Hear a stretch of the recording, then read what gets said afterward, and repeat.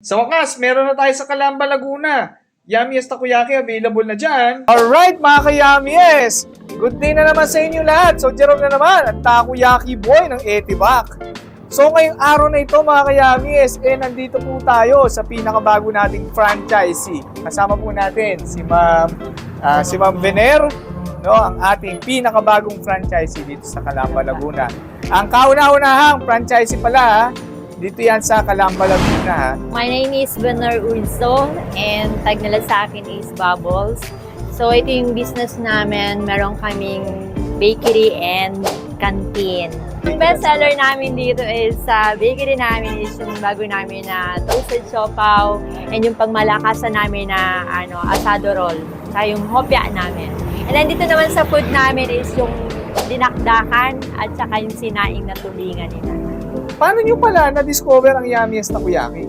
Well, kailangan ko kasing magdagdag ng additional business kasi nga magka-college na yung anak ko. So, habang nag-scroll ako sa Facebook, nakita ko kay RDR. Okay, boss. Okay, Ayan. boss RDR. So, RDR, legit naman siya.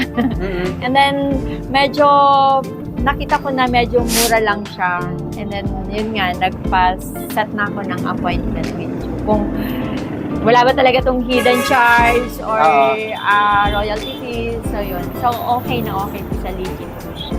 Ikaw ba yung magpapatunay na ang Yummiest Takoyaki wala siyang ibang charges na sinisingil bukod sa franchise fee at shipping fee? So, yes po. So, yun lang po talaga yung isa sa nagustuhan ko din dito na akala ko mura lang siya kasi yung behind the niya is meron mga charges. So, legit siya. Wala siyang ibang charges. Walang hidden charges. Ang Yummiest Takoyaki, legit na business. Legit po. As in, legit na legit. Meron na rin ba kayong mga natikmang ibang takoyaki? Ano bang masasabi nyo sa ibang takoyaki na natikman nyo? Yung sa natikman ko na regular namin binibili before, so malayo yung lasa niya. And doon naman sa mga alam natin na may brand siya, hindi siya nagpapahuli. So, yun. Kaya niya makipagsabayan.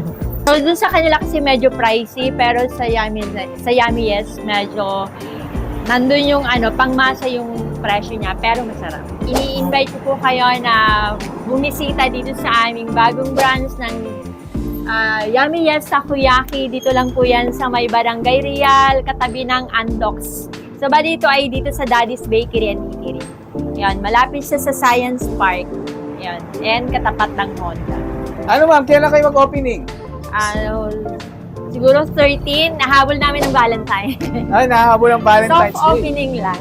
Soft opening yun. So, Nahabol lang yun. so yun mga ka-Yummies, February 13, soft Ayan. opening, or possible sa February 14, sa mismong Valentine's Nahabol Day. namin sa Valentine. Yan. So, sa mga tight ang budget dyan na gustong tumikim ng resto quality na takoyaki, na may kasama pang drinks, with isang coffee cut. Yan, bisita ka na. So maganda po dito is meron siyang buy one take one, pero napakamura lang niya. Sobrang sulit na sulit po talaga yung ibabayan. Promise. Yun, no? So, yun mama, galing na kay Ma'am Vener yun. Sulit, no? Kung kayo nabitin pa sa pagkain ng takoyaki, so pwede nyo rin itry yung mga pagkain nila rin. So available na rin ang namin dito, yung chicken pastil, and then yung dati yung ino-order dito na bibimbap and yung soup namin. Yun, no? So, Noodles, shabu-shabu soup. so yun lang mga ka-Yummies at have a great day sa inyo lahat.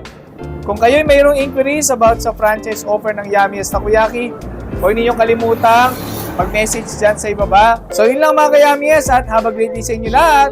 So paalam na tayo, ma'am. See you! Bye-bye! Bye-bye!